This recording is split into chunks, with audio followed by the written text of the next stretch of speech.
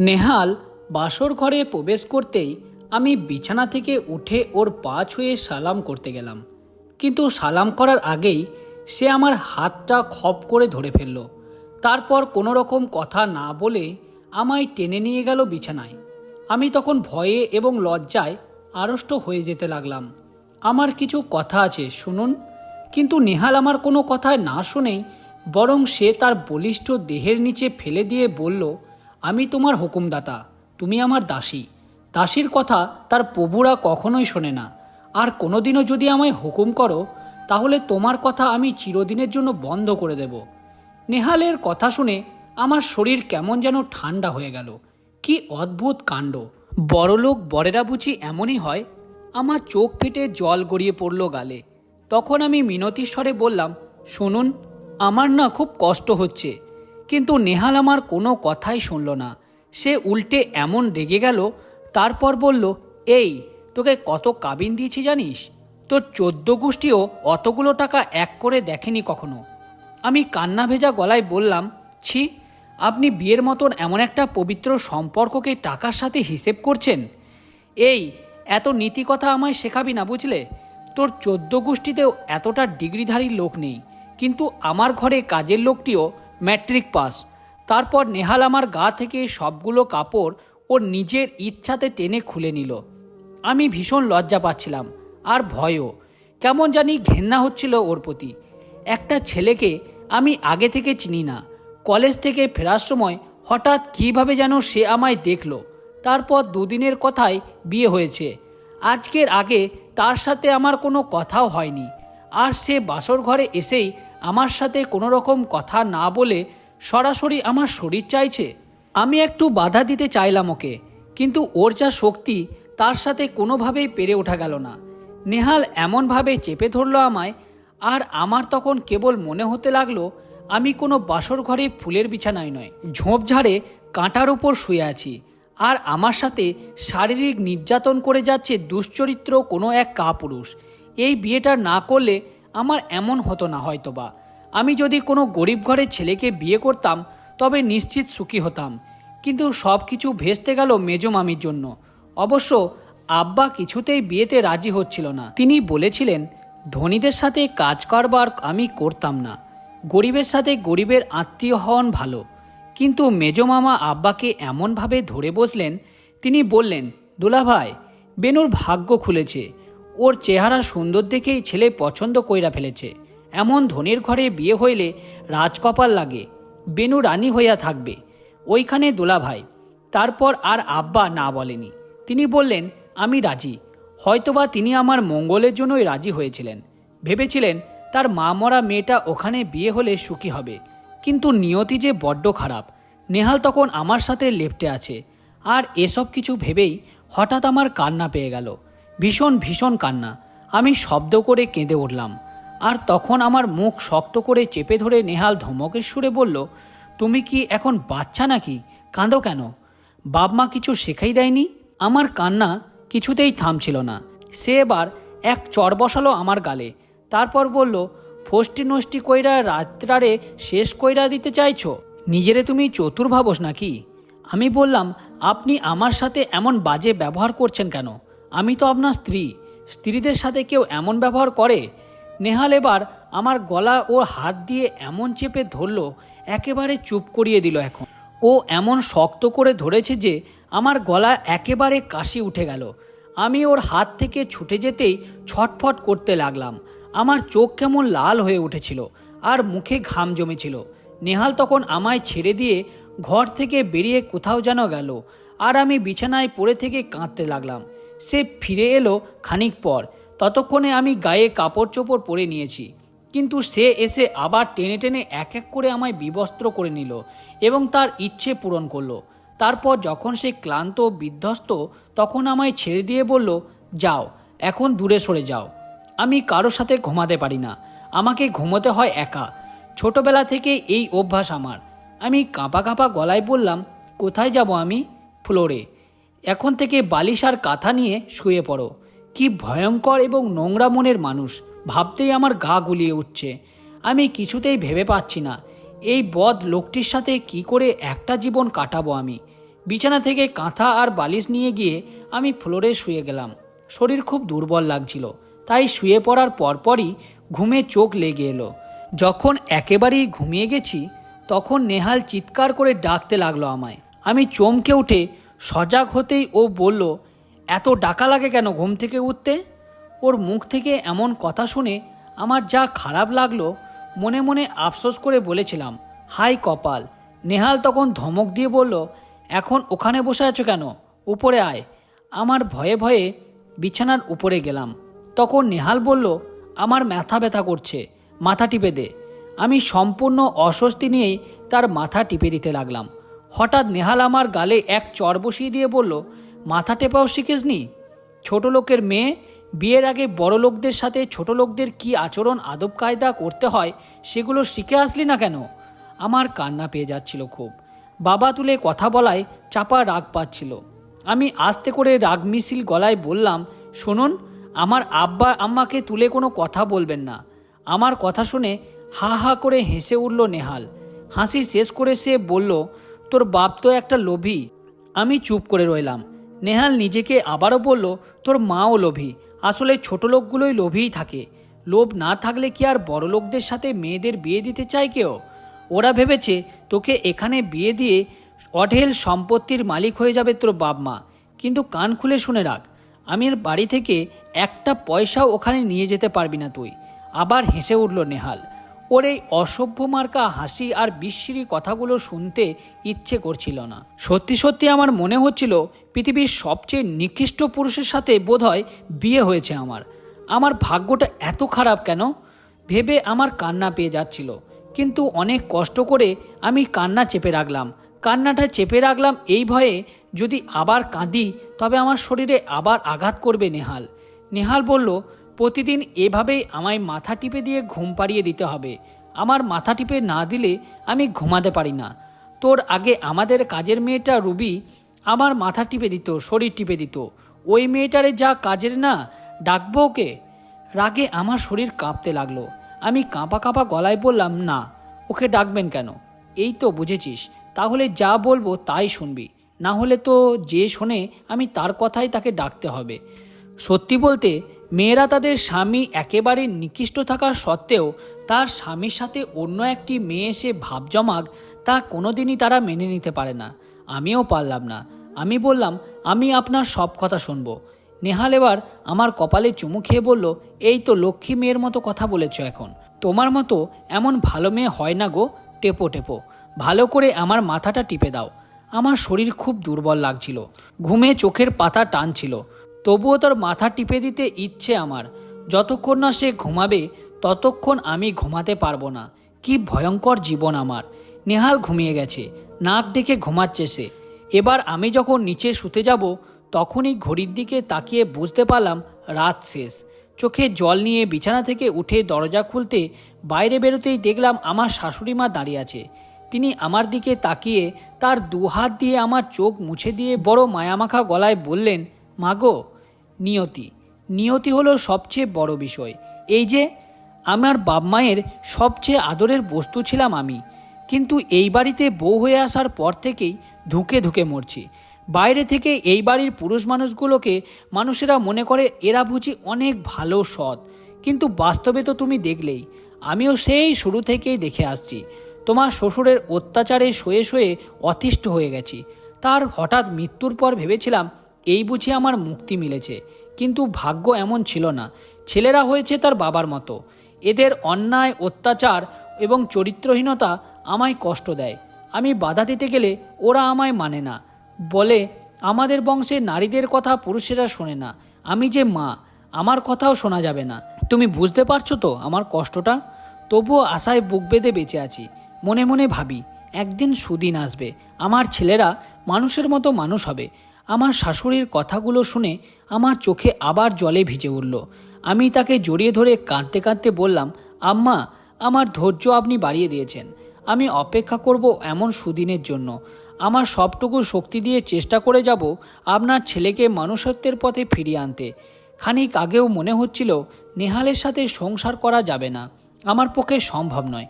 কিন্তু এখন মনে হচ্ছে আজ যদি আমি ওকে ছেড়ে চলে যাই তবে কেউ না কেউ তার ঘরের বউ হয়ে আসবে, সংসার করবে, কষ্ট পাবে। অন্য একটি মেয়েকে কষ্ট পেতে দেব না। সংসার জীবনে তিক্ত স্বাদ ওকে পেতে দেব না। আমি কষ্ট পেয়ে হলেও তাকে আলোর পথ দেখাবো, দেখিয়েই ছাড়বো। আমি শাশুড়ি মার কাছে জেনে নিলাম নেহালের প্রিয় জিনিসগুলো এবং ভালো লাগার জিনিসগুলো কি কি। শাশুড়ি মা বললেন ও বিকেলবেলায় গান শুনতে পছন্দ করে, আর পছন্দ করে বৃষ্টি, আর ঘুম ভাঙার পর এক গ্লাস ঠান্ডা পানি। আরও কিছু না, আগে এইগুলো করে দেখো কি হয়। আচ্ছা, আমি মনে মনে ঠিক করলাম আজ থেকে আমার যত কষ্টই হোক না কেন নেহালকে আলোর পথে ফিরিয়ে আনবই আমি। নেহাল সকাল সকাল ঘুম থেকে উঠতে পারে না, কারণ সে ঘুমাতে যায় শেষ রাতে। সে ঘুম থেকে উঠে দুপুরবেলায়। আজ যখন সে দুপুরবেলায় ঘুম থেকে উঠল, তখন আমি কিছু না বলেই ওর কাছে এক গ্লাস পানি নিয়ে গেলাম। ওর বোধ হয় প্রচণ্ড তেষ্টা পেয়েছিল, তাই আমার হাত থেকে গ্লাসটা নিয়েই সে গপ গপ করে গ্লাসের সবটুকু পানি খেয়ে নিল। তারপর গ্লাসটা আমার হাতে তুলে দিতেই আমি বললাম, আরও পানি দেব? নেহাল বলল, হ্যাঁ, আরেক গ্লাস দাও। আমি চট করে ওর জন্য আরেক গ্লাস পানি নিয়ে এলাম। নেহাল আমার কাছ থেকে পানি নিয়ে সেই পানি পান করে বলল, ধন্যবাদ। ওর মুখ থেকে তৃপ্তির বাণী শুনে সত্যিই আমার সীমাহীন আনন্দ হলো। আমি এবার টেবিলের ওপর গ্লাস রেখে ওর জন্য সাবান তোয়ালে নিয়ে এলাম। এরপর নেহালকে বললাম, সাবান তোয়ালে আর প্যান্ট বাথরুমে রেখে এসছি, আপনি গোসল করে নিন। আমি ভেবেছিলাম নেহাল বোধহয় আমার এই সব আদিক্ষেতা দেখে রাগ করবে, কিন্তু এবার আর রাগ করল না। সে শুধু মৃদু হেসে বলল, ঠিক আছে। তারপর নেহাল বিছানা থেকে উঠে গোসলে যাওয়ার সময় আমায় জড়িয়ে ধরে চুমু খেলো। আমি মনে মনে বললাম, ওষুধে কাজ হয়েছে তাহলে। বিকেলবেলা নেহাল যখন কাপড় চোপড় পরে ঘর থেকে বের হয়ে যাবে বন্ধুদের সাথে আড্ডা দেওয়ার জন্য, তখন আমি বারান্দার একপাশে দাঁড়িয়ে গুনগুন করে গান গাইতে লাগলাম। আমাকে অবাক করে দিয়ে নেহাল তখন বাইরে গেল না। সে এসে বসলো আমার পাশে। তারপর কাজের মেয়েটিকে ডাকলো চা দেওয়ার জন্য। আমি বললাম, না, কাজের মেয়েটি চা দিতে হবে না, আমিই আপনার জন্য চা করব। নেহাল বলল, তুমি চা করতে গেলে গান গাইবে কে? আমি হেসে বললাম, আমিই গাইব। চা করতে করতে গাইব। আপনি রান্নাঘরের দরজায় দাঁড়িয়ে থাকবেন এবং দাঁড়িয়ে দাঁড়িয়ে শুনবেন। কি অদ্ভুত ব্যাপার! রাতের সেই পাষাণ এবং নিকৃষ্ট মানুষটি আজ দিনের বেলায় এত পরিবর্তন হয়ে গেল কিভাবে? এই যে আমি যা বলছিলাম তাই শুনছে। আমি চা করতে করতে গুনগুন করে গান গাইতে লাগলাম। আমার গান শুনে নেহাল আমার দিকে অবাক নয়নে তাকিয়ে রইল। আমি চা করে ওর হাতে চায়ের কাপ তুলে দেওয়ার সময় সে খপ করে আমার হাতটা ধরে ফেলল। তারপর আমায় টেনে তার কাছে বসিয়ে বলল, অসাধারণ গলা তোমার। আমি হেসে বললাম, বেশি বেশি বলছেন। সে এবার আমায় শক্ত করে জড়িয়ে ধরে বলল, না, সত্যি বলছি, তুমি আমায় মুগ্ধ করে ফেলেছ। আমি মনে মনে হেসে বললাম, সবে তো শুরু। তারপর সেদিন সারাটা বিকেল নেহাল ঘরেই কাটালো। সন্ধ্যাবেলায় নেহাল ঘর থেকে বেরিয়ে গেল। তারপর আমি শাশুড়ি মার কাছে গিয়ে বললাম, আম্মা, আপনার ছেলের ওষুধে কাজ হয়েছে। শাশুড়ি মা তখন হেসে বলল, শোনো, রাতে নেহাল ফেরার পর সরাসরি ওকে খেতে বলবে না, বরং ও এসে যখন দরজায় টোকা দিবে তখন তুমি তাড়াতাড়ি করে দরজা খুলে দিয়ে ওর হাতে এক গ্লাস শরবত ধরিয়ে দেবে। দেখবে তখন আরও মাথা গরম করবে না। আমি মৃদু হেসে বললাম, আচ্ছা। নেহাল ঘরে ফিরল অনেক রাত করে। সে ফেরার আগেই আমি কলাপাতা রঙের একটি শাড়ি পরলাম। তারপর চোখে কাজল মেখে কপালে সরু নীল টিপ পরে নিলাম আর পায়ে মেখে নিলাম আলতা। নেহাল এসে দরজায় টোকা দেওয়ার সঙ্গে সঙ্গে আমি দ্রুত হেঁটে গিয়ে দরজা খুলে দিলাম। তারপর ও এসে বসার সাথে সাথেই ওর হাতে ধরিয়ে দিলাম এক গ্লাস শরবত। নেহাল শরবত পেয়ে এত খুশি হলো, সে গ্লাসের সবটুকু শরবত খেয়ে গ্লাসটা আমার হাতে তুলে দিতে দিতে আমার দিকে তাকালো। আমি লজ্জায় আড়ষ্ট হয়ে যাচ্ছিলাম, তাই একটু নিচু করে ফেললাম চোখগুলো। সে এবার মৃদু হেসে বলল, তোমাকে না পরীর মতো লাগছে। এখন আমি ওর কথা শুনে হেসে ফেললাম। এবার সে বলল, একেবারে তোমায় ছবির মেয়েদের মতো লাগছে। আমি এবার ওর পাশে এসে বসলাম। তারপর ওর শার্টের বোতাম খুলে দিতে দিতে বললাম, একেবারে ঘামে ভিজে চুপসে গেছেন। তারপর নেহালের শার্টটা খুলে আলনায় রেখে দিয়ে ওর কাছে এসে হাত পাখায় ওর শরীরে বাতাস করতে করতে বললাম, আজ কি খাবেন বলুন? নেহাল আমার দিকে লোভাতুর চোখে তাকিয়ে বলল, চুমু খাবো। আমি লজ্জায় মরে যাচ্ছিলাম। তখন সে বসা থেকে উঠে আমার কাছে এসে বলল, তুমি এত সুন্দর। আমি অভিমানী গলায় বললাম, যদি সুন্দরী হতাম তবে তো আপনি আমার স্ত্রী হিসেবে মেনে নিতেন আমায়। নেহাল এবার আমায় একটু ইতস্তত করে বলল, তুমি তো আমার স্ত্রী, মেনে না নেওয়ার কথা এলো কেন এখানে? নেহাল এবার আমার কাছে এসে পিছন থেকে আমায় জড়িয়ে ধরল। আমি ওর একটা হাতের আঙুল নিয়ে খেলতে খেলতে বললাম, মেনে নিলে কি আর আপনি আমায় বাজে কথা বলতেন? নেহাল আমার কথা শুনে কেমন থতমত খেয়ে গেল। সে আমতো আমতো করে বলল, কই বাজে কথা বলেছি? মিথ্যা বকছো। আচ্ছা, আপনি আমায় বাজে কথা বলেননি, কিন্তু আমায় তো আদর করে বউ বলেও ডাকেননি একবারও। কেন, বউ বলে ডাকলে কি পাপ হয়? মুখে এবার বিরক্তির ছাপ। সে এবার নিশ্চিত আমায় এসব আদিক্ষেতার জবাব ধমক দিয়ে পরিশোধ করবে। কিন্তু আশ্চর্যর বিষয় হলো, সে আমায় ধমক না দিয়ে উল্টে আমায় একটা হাত টেনে ধরল।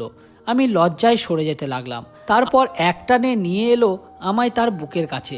তারপর আমার নাকের সাথে তার নাক ঘষতে ঘষতে বলল, আমি প্রতিজ্ঞা করেছিলাম কোনোদিন কোনো মেয়ের প্রেমে পড়ব না। আমি কাতর কণ্ঠে জিজ্ঞেস করলাম, কিন্তু কিন্তু কি?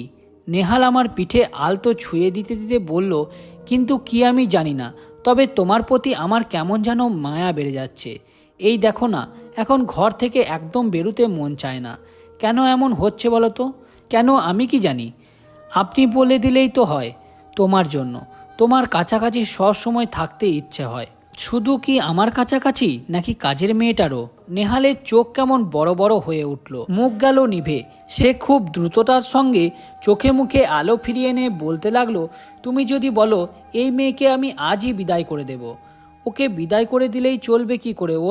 ওর কে আছে আর? কে কাজ দেবে ওকে? নেহাল বলল, তুমি চাইলে ও এখানে থাকবে, সমস্যা নাই, থাকুক। শুনুন, এই মেয়েটা অভাবী, অনাথ, আপনার কাছে আশ্রয় নিয়েছে শুধু একটু খেয়ে পরে বেঁচে থাকতে। আপনার ধন দৌলত আছে, এখান থেকে তাকে সাহায্য করবেন, খাওয়াবেন, পড়াবেন, কিন্তু তার উপর তো জুলুম করা যাবে না, তাকে শারীরিক অত্যাচার করা যাবে না। নেহাল খানিকটা সময় চুপ করে রইল।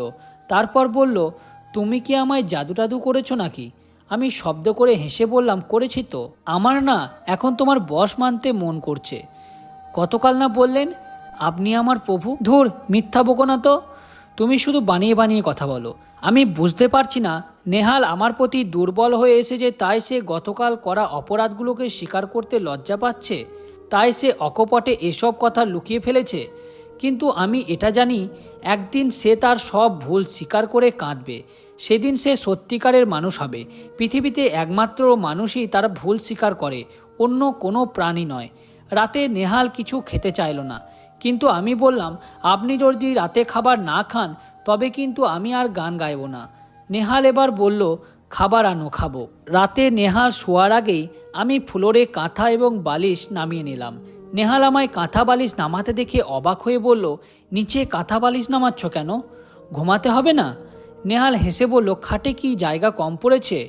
জায়গা থাকলেই বাকি, আমার তো ফ্লোরে থাকার নিয়ম নেই। গরিব মানুষ কি আর পালঙ্কে থাকতে পারে? নেহাল এবার নিজে নেমে এলো খাট থেকে। তারপর আমায় 5 কোলা করে তুলে নিয়ে গেল খাটের উপর। আমি খুশিতে আত্মহারা হয়ে উঠে ওর বুকে মুখ গুজলাম। নেহাল আমার চুলে হাত বুলিয়ে দিয়ে বলল, আরেকটা গান গাও না। না, এখন আপনার মাথা টিপে দেব। আজ আপনি তাড়াতাড়ি ঘুমিয়ে পড়বেন এবং কাল সকাল সকাল উঠবেন। নেহাল বলল, আমি তো সকাল সকাল ঘুম থেকে উঠতে পারি না। পারবেন, কয়েকদিন অভ্যাস করলে ঠিকই দেখবেন আপনি সকাল সকাল ঘুম ভেঙে যাচ্ছে। সেদিন আমার কথা মতো সেও তাড়াতাড়ি ঘুমিয়ে পড়ে এবং সকাল সকাল আমি তাকে ঘুম থেকে উঠে পড়তে সাহায্য করি। এইভাবে মাত্র কয়েকদিনের মধ্যেই তার সমস্ত খারাপ অভ্যাসগুলোকে আমি ভালো অভ্যাসে পরিণত করে দিই। যত দিন যেতে থাকে ততই সে আমার প্রতি আসক্ত হতে থাকে। আমার শাশুড়ি মা আমায় অনেক হেল্প করেছিল। আমার স্বামীর কি ভালো লাগে, কি ভালো লাগে না, কোথায় রেগে যায়, কোন কথায় রাগে না, সমস্ত কিছু আমায় শিখিয়ে দেয় এবং আমি তার কথা মতোই সমস্ত কিছু করতে লাগলাম। বিয়ের 5 মাসের মাথায় জানতে পারলাম আমি কনসিভ করেছি। নেহালকে প্রথম আমার কনসিভের কথা বলতেই সে আনন্দে আত্মহারা হয়ে যায়, আমায় কোলে তুলে নিয়ে ঘোরাতে থাকে। সে আমার প্রত্যেকটা বিষয়ে খেয়াল রাখে এবং যত্ন করতে লাগলো। আমার যখন প্রেগনেন্সির 9 মাস চলছিল, একদিন সকালে আমার প্রচণ্ড পেটে ব্যথা শুরু হয়ে যায়। তড়িঘড়ি আমায় হসপিটালে নিয়ে যাওয়া হয়। সেখানে আমি একটি পুত্র সন্তানের জন্ম দিই। নেহাল এসে তার ছেলেকে কোলে নিয়ে আনন্দে চোখে জল ফেলতে থাকে। তাকে কাঁদতে দেখে আমারও চোখ ভিজে আসে। সে আমার একটা হাতকে শক্ত করে ধরে বলল, ভালোবাসি। আমিও বললাম, আমিও তোমায় অনেক ভালোবাসি। এইভাবে কাটতে লাগলো আমাদের সুখের দিনগুলো। বন্ধুরা, আমি পেরেছি তার সমস্ত খারাপ অভ্যাসকে পরিবর্তন করে ভালো অভ্যাসে পরিণত করতে। ডিভোর্স বা আলাদা হয়ে যাওয়ায় সমাধান নয়, বরং মানিয়ে নিয়ে সংসার করাটাই বড় ব্যাপার। যেটা আমি করতে পেরেছি, আর পেরেছি তাকে আমার মনের মতো করে গড়ে তুলতে। তাই আপনাদেরও বলবো, সহজে কোনো সংসার ভেঙে না দিয়ে চেষ্টা করুন সেটাকে ভালোবাসা দিয়ে গড়ে তুলতে।